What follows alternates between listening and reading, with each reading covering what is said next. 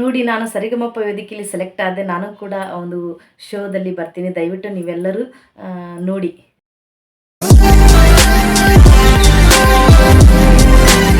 ಎಲ್ಲರಿಗೂ ನಮಸ್ಕಾರ. ನಾನು ನಿಮ್ಮ ಪ್ರೀತಿಯ ಮಂಜುಳಾ. ಎಲ್ಲರೂ ಚೆನ್ನಾಗಿದ್ದೀರ ಅಂತ ಭಾವಿಸ್ತೀನಿ. ನಾನು ಕೂಡ ತುಂಬ ಚೆನ್ನಾಗಿದ್ದೆ ನೋಡಿರಿ ಫ್ರೆಂಡ್ಸ್. ಇವತ್ತು ನೋಡಿ ಒಂದು ವಿಷಯವನ್ನು ನಾನು ನಿಮ್ಮ ಜೊತೆಗೆ ಶೇರ್ ಮಾಡ್ಕೋಬೇಕು. ಏನಪ್ಪ ಅಂತ ಹೇಳಿದಂದ್ರೆ, ಈಗ ನಿಮಗೆಲ್ಲರಿಗೂ ಒಂದು ಶೋ ಬರ್ತಿದೆ. ಏನಪ್ಪ ಅದಂದ್ರೆ ಜಿ ಕನ್ನಡದ ಒಂದು ಸರಿಗಮಪ ಒಂದು ಶೋ ಬರ್ತಿದೆ. ಹಾಗಾಗಿ ಈ ಜಿ ಕನ್ನಡದ ಒಂದು ಸರಿಗಮಪ ಆಡಿಷನ್ನಲ್ಲಿ ನಾನು ಕೂಡ ಭಾಗವಹಿಸಿದ್ದೆ. ಎಂದರೆ ಹುಬ್ಬಳ್ಳಿ ಒಳಗೆ ಆಡಿಷನನ್ನು ಕೊಟ್ಟಿದ್ದೆ ನಾನು. ಹಾಗಾಗಿ ಆ ಆಡಿಷನ್ನಲ್ಲಿ ಏನಾಯಿತು, ಸೆಲೆಕ್ಟ್ ಆಯಿತಾ, ನಾನು ಕೂಡ ಆ ಒಂದು ಸ್ಟೇಜ್ ಮೇಲೆ ಹಾಡ್ತೀನ, ಅಲ್ಲಿ ನನಗೆ ಅವಕಾಶ ಸಿಕ್ಕಿದೆ ಅನ್ನೋದ್ರ ಬಗ್ಗೆ ನಾನು ಆ ವಿಷಯವನ್ನು ನಿಮ್ಮ ಜೊತೆಗೆ ಶೇರ್ ಮಾಡ್ಕೊಡ್ತೀನಿ. ನಾನು 2ರಿಂದ 3 ಸರಿ ಈ ಸರಿಗಮಪ ಆಡಿಷನ್ ಕೊಟ್ಟಿದ್ದೆ. ನಾನು ಇವಾಗಲೂ ಕೂಡ ಹುಬ್ಬಳ್ಳಿಯಲ್ಲಿ ನಾನು ಸರಿಗಮಪ ಆಡಿಷನ್ನ ಕೊಟ್ಟಿದ್ದೆ. ತುಂಬ ಖುಷಿ ಇತ್ತು ನನಗೆ. ಆಡಿಷನಲ್ಲಿ ಒಂದು ಸೆಲೆಕ್ಟ್ ಆಗ್ಬೋದನ್ನೋ ಒಂದು ನಂಬಿಕೆನೂ ಕೂಡ ಇತ್ತು. ಪರವಾಗಿಲ್ಲ, ಇಲ್ಲಿ ಏನು ನಡೀತು ಅನ್ನೋದನ್ನು ನಾನು ನಿಮ್ಮ ಜೊತೆಗೆ ಶೇರ್ ಮಾಡ್ಕೊಳ್ತೀನಿ. ಇವಾಗ ಒಂದು ವಾರದ ಹಿಂದೆ ನನಗೆ ಒಂದು ಫೋನ್ ಕಾಲ್ ಬಂದಿತ್ತು ಬೆಂಗಳೂರಿದ್ದ. ನಾವು ಸರಿಗಮಪ ಟೀಮ್ನವ್ರು ಅಂತ ಹೇಳಿ ರಾತ್ರಿ 11 ಗಂಟೆಗೆ ಒಂದು ಕಾಲ್ ಬಂತು ನನಗೆ.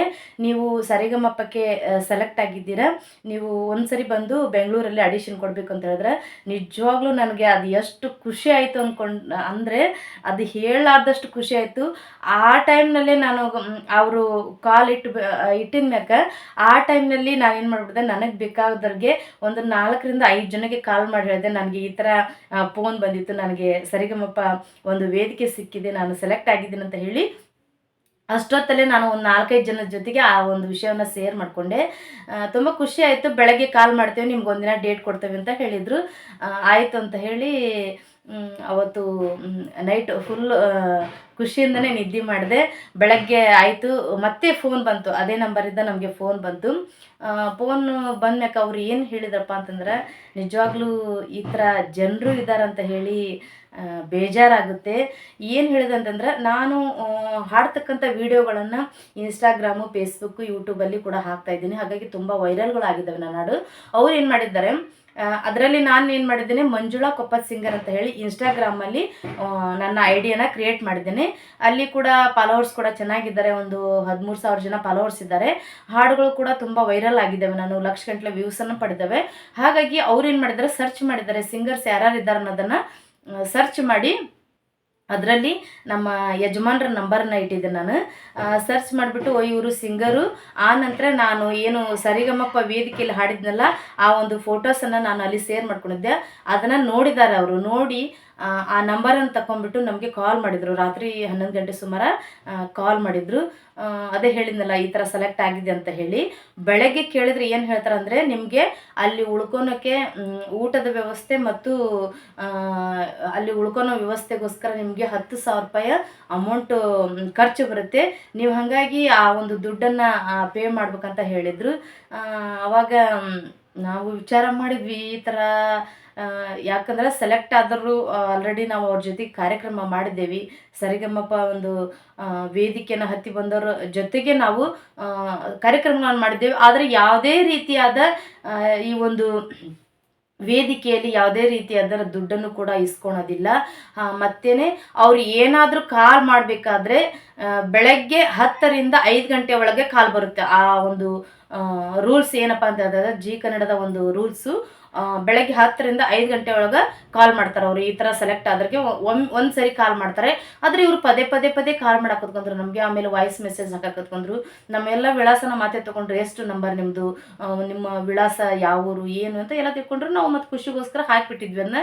ಅನಂತರ ಇವರು ದುಡ್ಡು ಪೇ ಮಾಡಬೇಕು ಅಂದ್ಕೊಂಡಾಗ ನಾನು ವಿಚಾರ ಮಾಡಿದೆ, ಇದು ಏನೋ ಯಾರೋ ಮಿಸ್ಟೇಕ್ ಅಂದರೆ ಜನರಿಗೆ ಮೋಸ ಮಾಡ್ಬೇಕಂತೇಳಿ ಈ ಥರ ಒಂದು ನಮಗೆ ಫೋನ್ ಕಾಲ್ ಬಂದಿದೆ ಅಂತ ಹೇಳಿ ಥಿಂಕ್ ಮಾಡಿದೆ.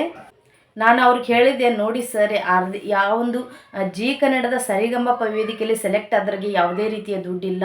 ಆ ನಂತರ ನೀವು ಫೋನ್ ಮಾಡಿರೋದೇ ರಾಂಗ್ ಟೈಮಲ್ಲಿ ಮಾಡಿದ್ದೀರಾ.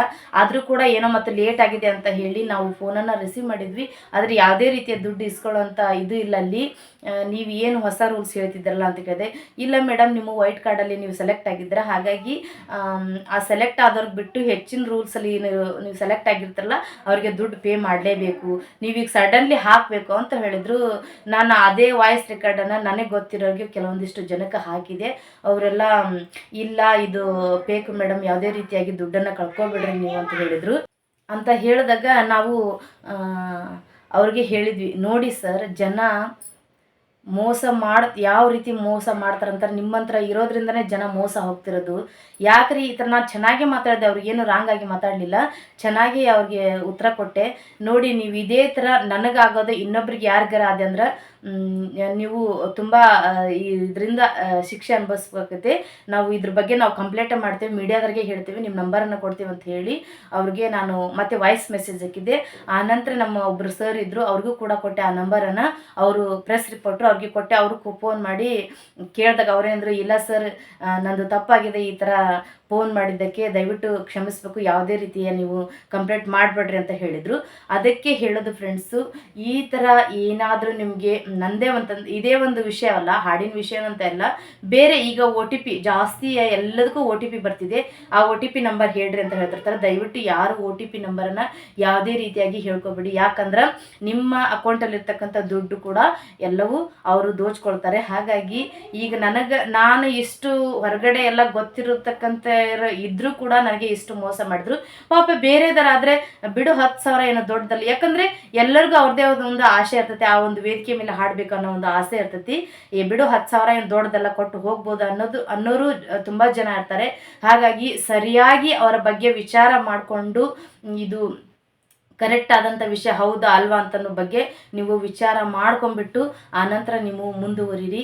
ಇವಾಗ ನನಗಾಗಿದಂಥ ಮೋಸನ ನಾನು ನಿಮ್ಮ ಜೊತೆಗೆ ಶೇರ್ ಮಾಡ್ಕೊಳ್ತೀನಿ. ಪ್ರತಿಯೊಂದು ವಿಷಯದಾಗ ಆಯ್ತು, ಇವಾಗ ತುಂಬ ಈ ಒಂದು ಜನ್ರೇಷನ್ನು ಅಂದರೆ ಕಂಪ್ಯೂಟರ್ ಯುಗದಲ್ಲಿ ತುಂಬ ಜನ ಈ ಥರ ಒಂದು ದುಡಿಲಾರ್ದೇ ನಮ್ಮಿಂದ ದುಡ್ಡನ್ನು ಕಿತ್ಕೊಳ್ಳೋರು ತುಂಬ ಜನ ಇದ್ದಾರೆ. ಹಾಗಾಗಿ ನೀವು ಕೂಡ ಯಾವುದೇ ರೀತಿಯಾಗಿ ಇದೇ ರೀತಿಯಾಗಿ ಮೋಸ ಹೋಗಬೇಡ್ರಿ. ಬೇರೆ ಈ ವಿಷಯಕ್ಕಾಯಿತು, ಬೇರೆ ವಿಷಯಕ್ಕಾಯಿತು.